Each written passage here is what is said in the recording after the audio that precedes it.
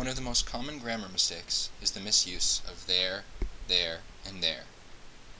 These three words are homophones, words that are pronounced the same way yet have differing meanings, and this is the source of the confusion. There, THEY', is a contraction of they are.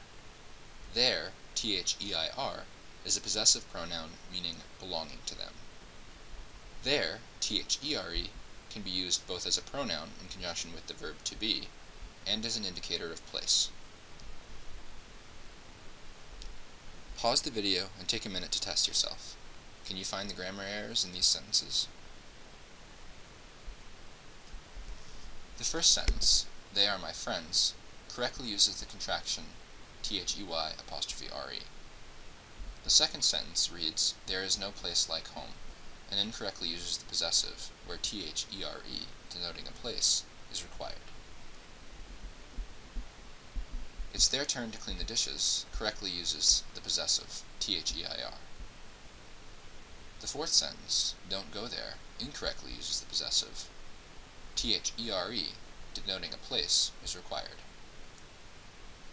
The fifth sentence, once again incorrectly uses the possessive. They are not doing their homework. They are, contraction THEY', is required. The sixth sentence, please go stand over there, is correct. The seventh sentence, I don't agree with their stance, should be using the possessive THEIR. The final sentence, there are some cookies on the counter, correctly uses there in conjunction with the verb to be.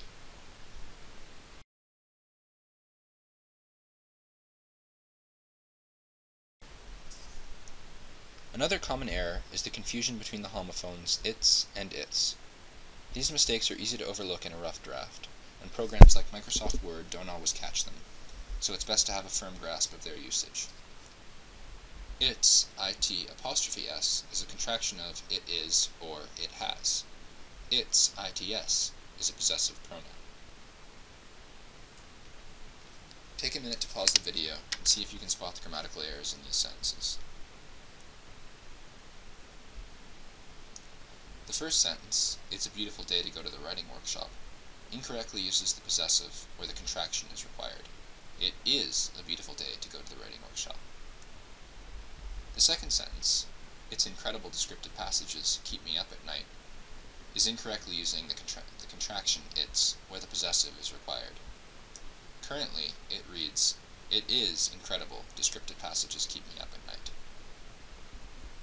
The third sentence, it's not without its charm, is correct. The fourth sentence, isn't it wonderful how easy it's become to visit other countries, should be using the contraction it has, rather than the possessive its. The final sentence is correct.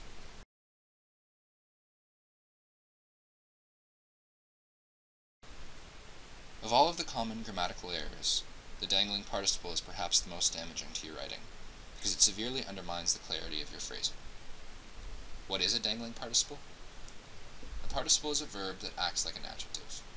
A participial phrase is a dependent clause, also known as a modifier, that uses a participle to modify a noun. A participial phrase is said to be dangling if it does not accord with the correct noun. If this seems complicated, it will be much easier to understand when we look at specific examples. Once more, can you spot the dangling participles in these sentences? The first sentence reads, wearing a black gown, I walked up to the podium. The participial phrase is wearing a black gown, and correctly accords with the pronoun I. I was wearing a black gown as I walked up to the podium. The second sentence reads, looking high up, the buildings were magnificent. Looking high up is the participial phrase, but it is said to be dangling because it accords with the buildings, and buildings can't look up. This is a confusing sentence, as there is an implied narrator who is doing the looking, but because there is no pronoun in the sentence to accord with, this participial phrase is dangling. The third sentence reads, smelling terrible, we removed the rotten food from the fridge. This is not grammatically incorrect. However, the participial phrase smelling terrible does not accord with the food, it accords with the pronoun we. We were smelling terrible as we removed the rotten food from the fridge.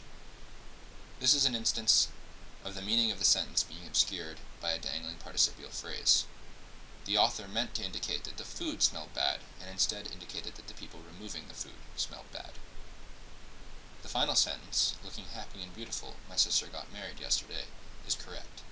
The participial phrase, looking happy and beautiful, correctly accords with my sister.